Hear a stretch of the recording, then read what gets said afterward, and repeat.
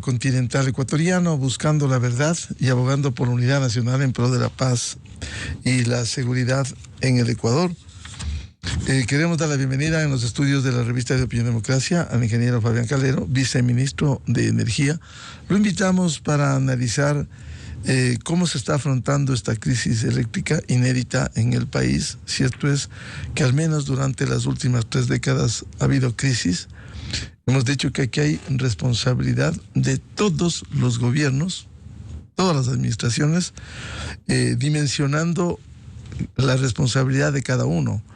El gobierno de Lenín Moreno tuvo 4 años, Guillermo Lasso 2 años y medio, este gobierno va a cumplir 1 año, y hubo una administración de 10 años que no pudo sentar las bases para una matriz energética equilibrada, una infraestructura muy bien mantenida, mayor inversión, una inversión suficiente, tener un marco legal actualizado, no obsoleto como se ha vivido. Pero más allá de esto, quiero empezar con el señor viceministro, con un tema de coyuntura, la posibilidad negada del gobierno de Colombia, en donde hay serias sospechas de una injerencia política, geopolítica en la región, teniendo posibilidades, no quiso vender, pero se abrió una oportunidad de poder conseguir adquirir en el sector privado colombiano. Señor viceministro, ¿qué posibilidades hay? ¿Tiene esto que autorizar el gobierno colombiano o se está negociando ya con el sector privado de ese país? Buen día. Muy buenos días y buenos días con toda su audiencia.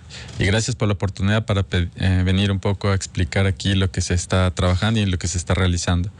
Respecto a su consulta, Colombia también está afrontando un tema de una crisis de agua, una crisis energética, considerando que este tema de la sequía ha afectado a todos los países de la región. Es un tema regional. Sin embargo, ellos cuentan con una matriz que tiene bastante componente termoeléctrico, lo cual, si bien decrecieron bastante hace un par de meses en sus reservas, han logrado recuperarse. Y desde que nos, decidieron ya no vendernos más energía, aproximadamente hace unos 2 meses o 1 mes y medio, si mal no recuerdo, han logrado recuperar sus niveles de los embalses y sus niveles de reserva. Entonces, el tema ya de la venta de la energía al Ecuador es un tema que se ha indicado por preservar esas reservas que ellos tienen hasta el momento, que las han logrado recuperar, aduciendo que tendrán una crisis, o mejor dicho, un estiaje más adelante. Sin embargo... En este momento, señor viceministro, ¿tienen posibilidades porque lograron recuperar esos embalses? Si revisamos la página de XM, que es el operador de energía de Colombia, que es el equivalente al SENACE de aquí, usted puede revisar ahí claramente las curvas de los embalses del país de Colombia. Entonces podemos ver una gran recuperación en sus niveles de embalse.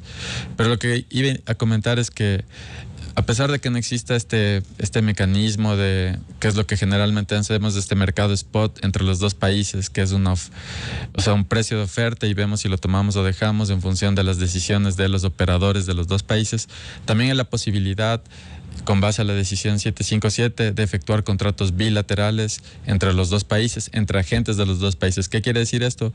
Una empresa de aquí podría comprar energía a una empresa de allá. Es decir, Selec de aquí de Ecuador podría comprar energía a alguna empresa privada que tenga excedentes en Colombia. Esa posibilidad existe.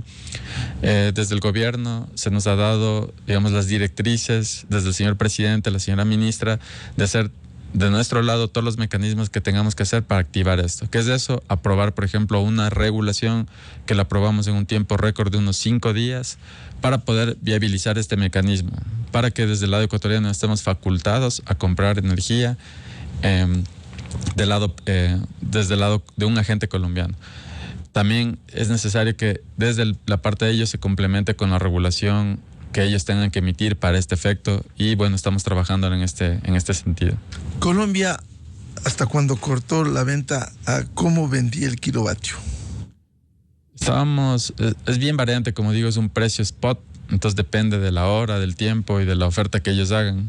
Y Colombia sacó lo que se llama una resolución en la que indicaba que a nosotros solo nos venden energía durante estas épocas de estiaje, solo energía proveniente de combustibles líquidos, es decir, de diésel, búnker, HFO, lo que sea líquido. Entonces, ese costo de la energía siempre es un poco más costoso que entregarnos energía con hidroelectricidad. Ahora, como el gobierno colombiano resolvió formalmente no venderle al Ecuador, pese a esa recuperación de sus embalses, las reservas que tienen, poniendo a funcionar el parque térmico, hay una propuesta, hoy precisamente publica el portal digital La República, de la empresa ID Energy, que remitió una propuesta al Ministerio de Energía sobre el cual el valor del kilovatio hora sería 17.96 centavos. ¿Es así? Tendría que revisar esa propuesta. Han existido la propuesta de varios agentes del sector colombiano, no solo de esta empresa, sino de algunos que tienen plantas grandes y que tienen excedentes y nos podrían vender a nosotros. El precio en el mercado spot depende, a veces es bien bajo, 8 centavos, 6 centavos, otras veces 30, 40 y hemos llegado a pagar 60 centavos por kilovatio. Depende del momento. Depende del momento y de estos acuerdos que generalmente salen en épocas de estiaje en el país. Entonces, depende, o sea, en el mercado spot depende. Aquí sería un contrato bilateral, es decir, el precio que se fije es un precio que va a quedar constante en el tiempo que se haga el contrato. Entonces, es otra modalidad que existe. Es decir, al descartarse la venta del gobierno colombiano, hay una serie de ofertas posibles que se puede contratar en Colombia. Sí. El mercado colombiano, a diferencia de nuestro mercado, es un mercado prácticamente de privados. Es decir, casi toda la generación es privada. Entonces, los privados tienen sus ofertas en el mercado nacional, en el mercado local, y sus excedentes los pueden guardar si es que los quisieran guardar, o nos podrían vender en este caso a nosotros. Por lo tanto, al existir un mercado tan grande de privados, existe la posibilidad de llegar a un acuerdo con alguno de ellos, con los que presenten las mejores ofertas. Aquí siempre estamos para revisar las mejores ofertas que sean para el país. Señor viceministro, ¿están analizando varias ofertas para tratar de concretar la compra en el sector privado colombiano? Sí, esto nació hace un par de días, como le digo, con la emisión de una regulación y el acercamiento de varias empresas del sector privado de Colombia que tienen a disposición excedentes. Sí, entonces, justamente eso fue una de las conversaciones que se tuvo con la visita de la señora ministra en Colombia y del señor presidente. Entonces, existen grandes posibilidades, hay que analizar, estamos abiertos a ver las mejores ofertas siempre y las mejores condiciones para el Ecuador. ¿Y hasta cuántos megavatios se podría adquirir en el mercado privado colombiano? O sea, en teoría, como esa energía pasa por la interconexión con Colombia, o sea, es energía que vendría desde Colombia a través de la interconexión existente. El Sistema Nacional Interconectado. Es decir, si la empresa privada resuelve eso, ¿habría que tomar ese sistema para proveer energía al Ecuador? Claro, o sea, sería el generador que esté ubicado en algún sitio de Colombia, esa energía pasa por la interconexión actual y llega a nosotros, como una transferencia más. O sea, en teoría ese vínculo puede tener 450 megas.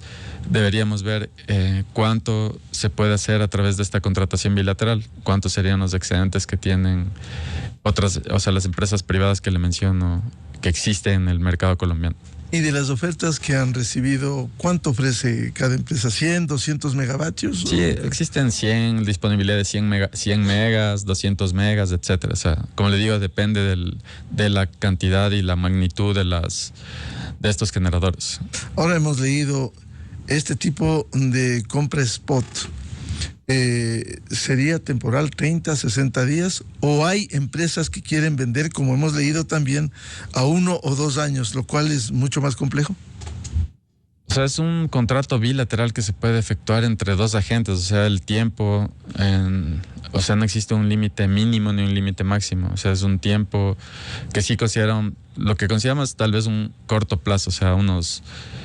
que podría ser un año máximo. Entonces, pero eso depende igual de las ofertas que tengamos, porque hay que garantizar ya sea potencia o energía en este tipo de contratos bilaterales. Es decir, se puede contratar considerando una oferta anual, por ejemplo, de decir, yo le ofrezco firme 100 megavatios durante todo el año, o yo le ofrezco, no sé, 10 gigavatios hora, por decir cualquier número, 10 gigavatios hora, que es una medida de energía, igual durante el año. Y eso puede estar en periodos durante el año. A nosotros lo que nos serviría, si tuviéramos una oferta, por ejemplo, es un monto fijo de energía en potencia. Entonces, eso es un poco lo que estamos buscando. Quiero leer la opinión que en La República se publica. El gerente de esta empresa, Gerardo Cañas, dice que respecto de la tarifa, el valor propuesto de la empresa es más barato de lo que el presidente Petro le ofreció a Ecuador por kilovatio hora. ¿Será así? ¿El sector privado pudiera estar vendiendo más barato que el gobierno colombiano? Como le digo, no he revisado esa propuesta, hay que revisarla. Lo que sí le puedo mencionar es que durante el estiaje anterior, por ejemplo, los precios fueron tan volátiles en estas transacciones que llegamos a pagar hasta 60 centavos en ciertos... 60. Y un promedio, dice el gerente, 33 centavos por dólar. En Colombia llegamos a pagar hasta 60 centavos del kilovatio hora. Entonces, un precio extremadamente alto. Y que por la necesidad, digamos... Estábamos en un estiaje, con apagones se requiere contratar esa energía en el mercado spot. Pero a través de esta contratación podríamos llegar como le digo, el tema es que es generación, generación térmica con combustibles líquidos. Es decir, nos pueden vender generación desde Colombia, estos agentes que tengan generación con diésel o fuel oil, por ejemplo. Entonces, ahí los precios varían, depende del precio del combustible diario, etcétera, etcétera. Claro, entonces, que se maneja en el mercado internacional. Sí, mercado internacional. Porque ahí es combustibles, sin subsidios, son precios internacionales del combustible. Claro. Ahora, de concretarse esta compra en el sector privado, señor viceministro, el sector privado tiene que pedir autorización al gobierno colombiano para usar esas líneas de transmisión, o simplemente se puede hacer directamente. Porque aquí, si uno ve la actitud del gobierno colombiano, lo digo personalmente, si no quiso vender teniendo posibilidades, aquí no pudiera haber algún tipo de obstáculo para comprar en el sector privado. Lo que se tiene que trabajar allá es sacar un marco normativo similar al que tenemos aquí. De las conversaciones se indica, por parte de las autoridades, que empezarían a analizar y a trabajar en este tema para poder, porque se requiere que exista unos lineamientos también allá en Colombia de cómo se califica. Por ejemplo, si yo voy a vender como Selec, que es una empresa de Ecuador, voy a vender Energía Colombia, yo debería calificarme como un agente más colombiano. Entonces hay un mecanismo para hacer eso. De igual forma, si yo le voy a comprar, soy un agente que va a comprar eso, ¿cómo lo hago en el mercado colombiano? Entonces, eso de nuestro lado ya está listo. Ya emitimos, ya está lista la regulación, está listo del lado ecuatoriano. Vamos a trabajar con el lado colombiano para poder concretar esto y que se pueda efectuar estas transacciones bilaterales que nos van a ayudar muchísimo, sobre todo en este momento que estamos requiriendo mucha energía firme para disminuir las condiciones que tenemos actualmente. Y en Colombia esa regulación tiene que hacer el gobierno, porque como declaró hace poco en Cali la ministra Inés Manzano, se necesitaría la emisión de una regulación para poder habilitar la compra a privados de Colombia. Lo que usted dice está hecho. Pero en el caso colombiano, le comentó al ministro Camacho que desde el 18 de octubre cuentan con el borrador de esa regulación de Ecuador para poder habilitar la compra a privados de Colombia. Sin embargo, no han agilizado el proceso. Ecuador lo hizo en 5 días. Por eso las dudas. Si Ecuador tiene listo esta regulación, si Colombia demora la regulación, ¿qué puede pasar en medio de estas necesidades?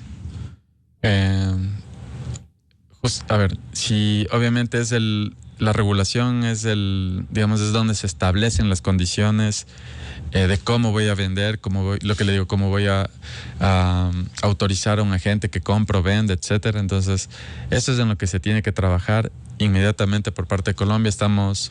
La señora ministra está en contacto directo con el ministro de allá. Esta labor allá la tiene que realizar una institución que se llama la CREC, que es el ente regulador de Colombia, del sector eléctrico, que es similar a lo que se llama aquí el ARCONEL, que es el ente regulador de Ecuador.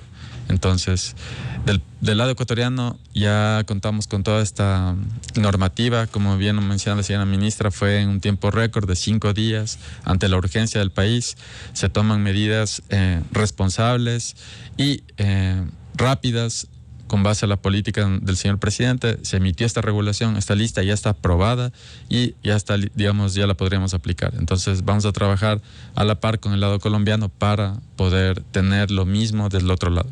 Habrá que pedir que tenga la bondad los colombianos, el gobierno colombiano que no quiere, insisto, vender energía al Ecuador, que por lo menos faciliten que el sector privado colombiano pueda vender al Ecuador. Sí, o sea, sí existe esa, como le digo, hay bastantes empresas, el mercado es mayoritariamente privado, entonces hay muchas empresas privadas de allá que sí nos podrían vender directamente sus excedentes. No es la energía que, digamos, está puesta a disposición del sector eléctrico colombiano, sino más bien es empresas que ya lo que tienen contratado allá, tienen excedentes que los pueden vender al Ecuador. Entonces, eso claro, estamos. Hemos leído en Colombia, hay varios agentes del mercado mayorista colombiano que han sido reconocidos ante la Superintendencia de Servicios Públicos y por el administrador del sistema de intercambios comerciales, y de acuerdo con la regulación de la CAN, es un agente intracomunitario de energía habilitado para transar energía con todos los agentes del mercado energético andino. Es decir,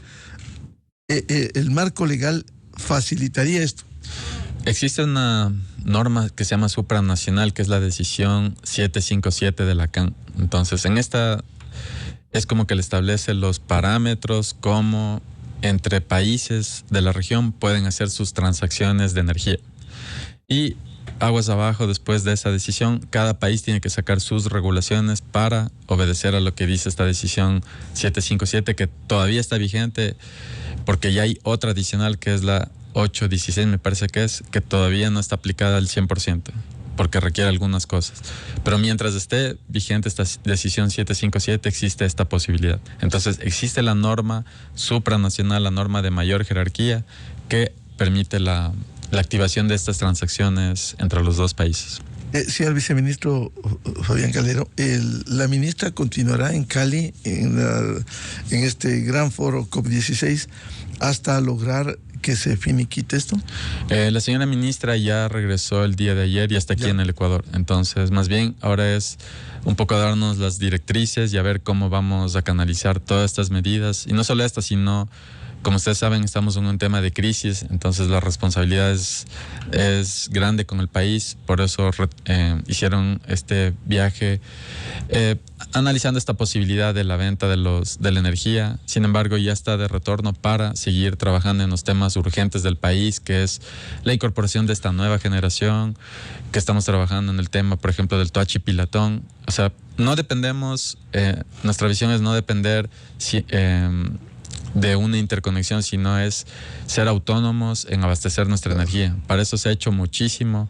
Hemos incorporado y contratado 341 megas de un primer bloque de generación. En segundo lugar, prácticamente hemos contratado alrededor de unos 400 megas de un segundo bloque de generación, y en renta de generación, es decir, generadores que vienen, nos entregan la energía por un periodo de tiempo por el tema de la crisis y se van en un periodo de 18 meses. También ya hemos efectuado un proceso de renta de generación de alrededor de unos 300 megas para solucionar esta crisis definitivamente. ¿Y cuándo comienza a operar esta entrega de los 400 y 300 megas? Sí, está previsto, de los 341 primeros ya está la primera parte, que es la barcaza de 100 megas. Tenemos 241 megas que ya estarían entre noviembre, diciembre, la segunda ronda de los 241, y estas otras rondas que mencionamos de alrededor de unos 400 megas en compra de generación que ya le queda para el país. Eso estaría previsto para el primer cuatrimestre del siguiente año. ¿Por qué? Porque una planta de generación, o sea, no es algo que se construye de un día para el otro. O sea, sin embargo, lo que estamos trayendo son soluciones de generación firme, generación termoeléctrica que no depende del clima y generación de rápida instalación. A diferencia, por ejemplo, de una planta grande, normal, que le tomaría desde que inicia la construcción hasta que termina 2 años. Esta generación está ubicada en puntos estratégicos del país donde usted llega, son soluciones contenerizadas, llegan, se instalan, usted pone combustible y empiezan a producir inmediatamente electricidad. ¿Eso implica traer los equipos del exterior? Sí, ¿Han claro. llegado, están en ese proceso? Están en el proceso, están trayendo de la primera ronda, ya están, digamos, toda la parte de la cimentación, de los dónde van a estar instalados los equipos, ya está hecha la interconexión para que esa generación que llega pueda ya entregar su energía. Están trabajando en el tema de almacenamiento, entonces están ubicados en Salitral, en una central, en un grupo de centrales que hay ahí que se llaman Enrique García, Álvaro Tinajero. Bueno, ahí había las facilidades, había un terreno disponible en donde se va a colocar ahí 100 megas. Hay otro en Quevedo, en una central que se llama la Central Quevedo, hay Quevedo 1, Quevedo 2. Entonces, esta es nueva generación que va a estar ubicada ahí también. Ya se han hecho los trabajos de cimentación para colocar los equipos. Y tenemos en Esmeraldas que junto a la refinería, cerca del combustible, también hay un punto estratégico que identificamos, hicimos un convenio con Petroecuador, existen las bases, se está trabajando ya en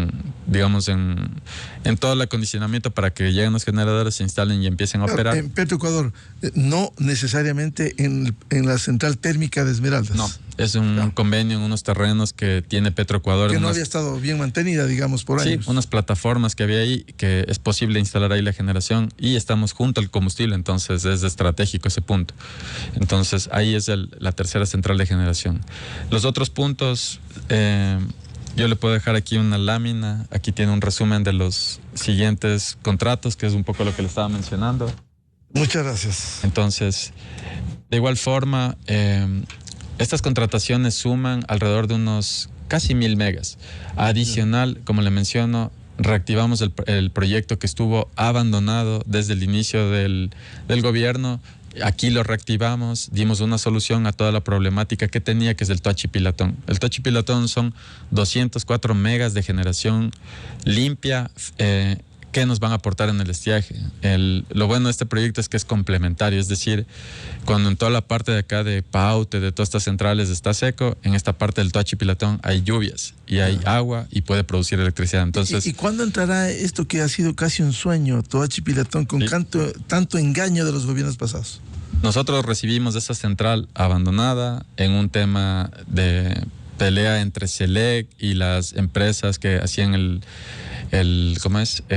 desarrollo de la parte electromecánica. Entonces se dio una solución a todo ese tema, se puso a funcionar, se ha hecho un seguimiento intensivo. En mi caso, cuando yo fui gerente de Selec desde hace algunos meses atrás, particularmente iba todos los fines de semana a revisar el cumplimiento de las obras, del acondicionamiento del túnel, etcétera, la reparación del túnel. Y así se ha logrado concluir. En este caso, ya, ¿qué sucedió? El túnel fue reparado, por ejemplo, ya está lleno, se empezó a llenar, se tapó, ya se volvió a reencauzar el río hace algunos meses atrás, recordará, el río ya está pasando ahora sí nuevamente por su cauce original, porque para construir la presa usted tiene que desviar el río. Entonces ahora lo volvió a poner en su sitio original. Y ya estamos en el tema del llenado del embalse. O sea, estaríamos llenando el embalse, eso toma alrededor de unas 3 semanas. ¿Qué implica eso? Que cuando ya esté lleno, ya empezamos con las pruebas mecánicas de los equipos en noviembre. Es decir, ya empieza a bajar agua por las tuberías de conducción y ya se empieza a mover las turbinas y los generadores. ¿Para qué? Para hacer las pruebas, acondicionarlas para que estén listos para el siguiente mes y empiecen a entrar progresivamente. Entonces, es una central que estuvo en el olvido, en el abandono, y nosotros le dimos una solución y ahora es una central que va a estar a disposición del país, aportando con energía limpia.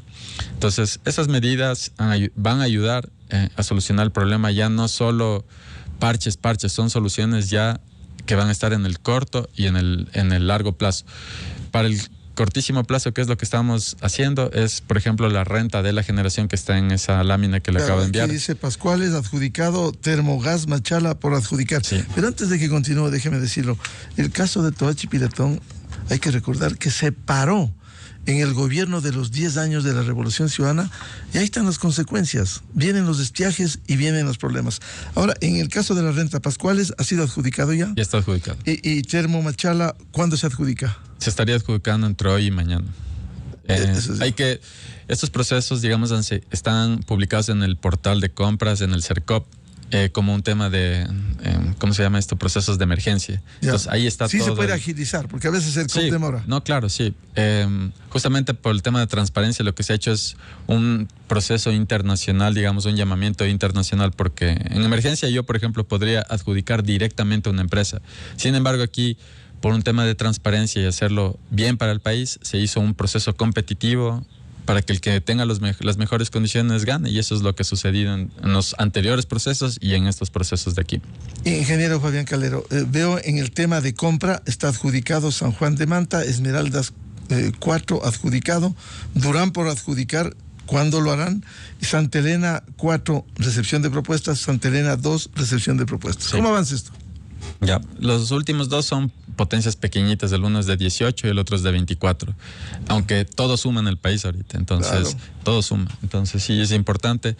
Eso tiene que estar listo hasta esta semana, entonces estaríamos, nosotros estamos trabajando 24/7, todas las instituciones, CELEC, que lleva a cargo estos procesos, del Ministerio, con las coordinaciones del SENACE, con las valoraciones día a día de lo que sucede en el sector. Entonces, estamos a pasos acelerados. Y también me gustaría, respecto a lo que usted indicó, me gustaría dejarle también esta lámina de aquí. En esa lámina se resume básicamente la inacción de los gobiernos de los últimos 10 años. Usted puede ver en la línea roja lo que se dejó de hacer en el país, y en los números de arriba es lo que debió haber entrado año a año, y en los números de abajo es lo que efectivamente entró. Si usted ve la diferencia de eso, da acumulado hasta el día de hoy, hace 10 años, da un valor de 1.954 megavatios que se dejaron de hacer en los últimos 10 años. Claro, permítame, dice potencia planificada no instalada entre el 2003 y 2022, 1.951 megavatios. Sí. He hecho una negligencia de todas las administraciones anteriores. Exactamente. Desde hace 11 años. Desde hace 11 años. O sea, ahí podemos ver claramente, si esto se hubiese hecho, no estuviésemos en los problemas que estamos hoy. ¿Qué es lo que se ha hecho hoy? Aquí no estamos para, digamos, para quejarnos ni nada. Aquí estamos para dar soluciones, pero es importante conocer 1.954 megas. Y el señor presidente de la República en 8 meses ha contratado más de 1.000 megas. O sea, más de 1.000 megas. Eso es... Responsablemente asignó los recursos para contratar esa generación, o sea, le dio prioridad y se está contratando, y es generación que va a quedar de aquí en adelante. Entonces, son medidas, como vemos, inmediatas, medidas de corto plazo, de mediano plazo y de largo plazo, que eso es un tema más grande en lo que estamos trabajando a la par igual, porque no tenemos tiempo, estamos trabajando en toda la par. Fomentar las energías renovables no convencionales, porque si bien queremos generación, pero tampoco queremos que todo sea térmico. ¿Por qué? Porque es costosísimo, es muy costoso.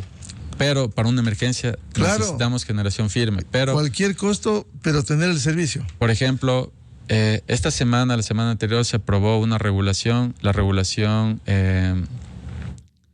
se me fue el nombre el número, bueno, era 0221, yeah. Bueno, la que le reforma eso. En esa establecemos condiciones preferentes para la incorporación de generación renovable no convencional. Ahí damos condiciones preferentes, precios, y digamos condiciones para incorporar generación fotovoltaica, eólica, biomasa, biogás, generación geotermia, que es a la que nos interesa bastante, porque la geotermia es una generación firme y es de generación limpia. Es decir, es como una termoeléctrica que puede funcionar todo el día, pero con costo de combustible cero. Es decir, así funciona la geotermia, es como una generación nuclear, por ejemplo. Es similar a la nuclear. Y aquí tenemos un amplio potencial de generación en base a geotermia. Entonces estamos trabajando para dar las condiciones para incorporar esta generación, que va a ser una solución en el mediano y el largo plazo. Por eso digo. Pero hay que empezar ahora. Pero hay que empezar ahora. Claro. O sea, dejamos sentadas las bases para seguir de aquí en adelante. Señor viceministro, nos ha explicado técnicamente cómo se viene trabajando. Ahora sería bueno pasar revista de lo que dependemos de la nación. naturaleza. ¿Cómo está Mazar? ¿Cómo está Coca-Codo Sinclair? Hemos visto que ha llovido más en el río Coca, lo cual permite una mejor generación del Coca-Codo Sinclair, y mientras está parado Mazar. Sí. A ver, ¿cómo funciona el sector eléctrico? Sí, de forma muy general podríamos decir que tenemos todo el complejo hidroeléctrico de Paute, que son 3 centrales que están en cascada, y tenemos la otra gran central que se llama Coca-Codo Sinclair, ¿no es cierto? La diferencia entre estos dos es que Coca-Codo Sinclair no tiene embalse y todo el complejo hidroeléctrico Paute sí tiene embalse. Es decir, yo puedo guardar energía ahí. En Coca-Codo yo no puedo guardar energía. Llega el agua, se genera y se va. Sí, entonces, en cambio acá en Mazar sí puedo controlar cuánta energía doy, cómo doy, si no necesito en el día la puedo guardar en el agua, en el embalse para la noche, etcétera. En Coca-Codo no. Entonces, lo que se está haciendo es guardar toda la energía posible en Mazar para que la utilicemos en este momento de emergencia, cuando en realidad se requiere. Y toda la energía que está pasando por Coca-Codo sea entregada directamente al sistema. Es decir, si existen cortes que están programados con base a un análisis técnico del número de horas que se debería hacer para guardar la máxima cantidad de energía en Mazar. Entonces, pero si mejoran las condiciones, por ejemplo, en Coca-Codo, como ha sucedido en estos días. En las semanas anteriores, Coca-Codo estaba en alrededor de unos 93 metros cúbicos sobre segundos, el caudal que entraba ahí. Y con eso me permitía producir alrededor de unos 300 a 400 megas. ¿Cuándo se necesita 200 metros cúbicos por segundo? Cuando se necesita 240 para que produzca 1500. Pero, ¿qué pasó? Entonces, bajo aquí, bajo en el otro lado, bajo el agua en todos los lados, nos hace que necesariamente no tengo más generación. Lo que tengo que hacer es bajar mi demanda. Por eso hay cortes, ¿sí? Si yo tuviera más generación, bajaría el número de horas o bajaría cero el número de cortes. Pero en este caso, al haber más caudal, porque lo que sucedió en Coca-Codo, por ejemplo, el lunes, es que subió. ¿Sabe cuánto subió? A 900 metros cúbicos sobre segundo. Un pico subió. Hubieron lluvias intensas durante ese día. Subió de lo que estaba de 93 a 900. Así de cambiante es el tema en estas condiciones. ¿Y cuando hubo 900, cuánto permitió generar? 1000, la capacidad máxima, sí. O sea, 1500, hasta 1500. Pero bueno, unas centrales estaban justo en un tema de reparación, ya que no había el suficiente caudal. Pero en este caso ahorita está en alrededor de unos 200 metros cúbicos sobre segundo. Eso a mí me permite tener entre 800 a 900. ¿Cuánto está generando hoy? Como le digo, está en 200 metros cúbicos, alrededor de unos 800 a 900 megas. Ya. Entonces, toda esa generación adicional que nosotros no contábamos en la planificación, porque la planificación se realiza en esta parte con base a las proyecciones del INAMI. Entonces, estos picos adicionales que existen o estas crecidas de Coca-Cola lo que nos permite es reducir el número de horas, porque esa energía, como le digo, yo no la puedo almacenar. Entonces yo tengo que entregarla sí o sí al sistema. Sigo sin tocar el agua de Mazar lo máximo que yo pueda, pero si existe un crecimiento, yo entrego esa energía a la ciudadanía, porque yo no la voy a guardar. Entonces, por eso, en algunos periodos, en algunos lados, ha existido una reducción en el número de horas de cortes. Es decir, se ha bajado los cortes en varias, o sea, en forma proporcional en todo el país. Porque ha habido energía eléctrica, dependiendo de las lluvias y el servicio que da Coca-Cola Sinclair. Exactamente. Ahora, ¿en qué nivel de cota de agua está este momento en Mazar? ¿Dónde está parado y se está acumulando? De lo que vi, ya está cerca de la 2114. Sí, 2114. Entonces, hemos recuperado en estos días alrededor de unos 3 metros cúbicos. Un nivel aceptable, podríamos decir, es subir hasta la 2120, 2125, ya, o sea, como para tomar, digamos, para analizar otras condiciones. Pero estas condiciones, como le digo, son analizadas día a día entre el operador, SENACE, entre el ministerio, entre las empresas distribuidoras, con la agencia, para tomar en sí las mejores decisiones operativas, con base a estas proyecciones, predicciones, etcétera, incrementos de caudales, siempre para causar el mínimo impacto a la ciudadanía. Si hay más crecida de Coca-Cola, si es sostenida, va a haber más energía entregar en este momento para el país, porque es energía que no la vamos a poder almacenar. Y se sigue almacenar. preservando la acumulación en Masar. Seguimos guardando Masar. Sopladora. Claro, para que nos permita igual recuperarnos a la par. Entonces, eso es un poco un manejo responsable del parque generador. Claro, ahora lo importante es esperar que llueva, porque usted acumula en Masar, sube la cota de agua, y si usted reparte, vuelve a prender las turbinas, simplemente, si no hay lluvias, vuelve a bajar el embalse y vuelve el problema. Sí, si incrementan los caudales en la parte de Masar, o sea, lo que nos permite es, si empieza a llover ahí, nos va a permitir recuperar eso más rápido. Ya. Si llueve menos, va a recuperar la tasa de crecimiento, eso es más lento, pero va a seguirse recuperando. Eso es un poco sería la idea de cómo se está operando ahorita. ¿Y cuáles son las predicciones igual, de lluvias? Digamos, así tuviésemos en este momento los 1000 megas adicionales de generación, lo que quisiéramos de igual forma es seguir guardando lo máximo de energía en Masar, porque esa es importante, porque es la que nos permite controlar el sistema, es la que me permite, digamos, ¿qué pasa si no hubiese el de embalse Masar, que es un poco lo que no se quiere? Si no hubiese el embalse de Masar, si bajamos más de la cota mínima establecida operativa, que sería hasta 2098, o sea, lo que pasaría es que perdemos el control de la generación en el país. Y ahí habría electricidad en el país cuando exista agua. Ahí sí, cuando exista agua. Ahí no podríamos programar, por ejemplo, cortes, decir, le corto 14 horas. No, porque yo ya no puedo controlar Masar. Claro. Entonces, esa es la importancia de hay una responsablemente paralización guardar. del servicio. Sí, o sea, ahí se pierde el control. Ahí sí, cuando llueva, habrá electricidad en el país y eso es lo que no queremos hacer. Bien, al señor viceministro de Energía, Fabián Calero, muchas gracias. Señor viceministro, déjeme hacer una cordial recomendación. Estos datos técnicos que usted ha dado, sí sería importante que el gobierno acometa más, le explique al país todos estos datos sustentados. Sí. Y por ello quiero comprometerle aquí abiertos para que siga informando respecto de esta crisis que tanto ha golpeado al sector productivo y fundamentalmente a los hogares ecuatorianos. Señor viceministro, cuando usted desee, con todo gusto, para que dé a conocer esta información. Sí, con mucho gusto, cuando siempre dispuesto a... Le invitamos, porque es la primera vez que viene, sí, y claro. Está abierto el camino. No se pierda, señor viceministro. No, con mucho gusto. Cualquier invitación adicional siempre dispuesto a comentar más adelante.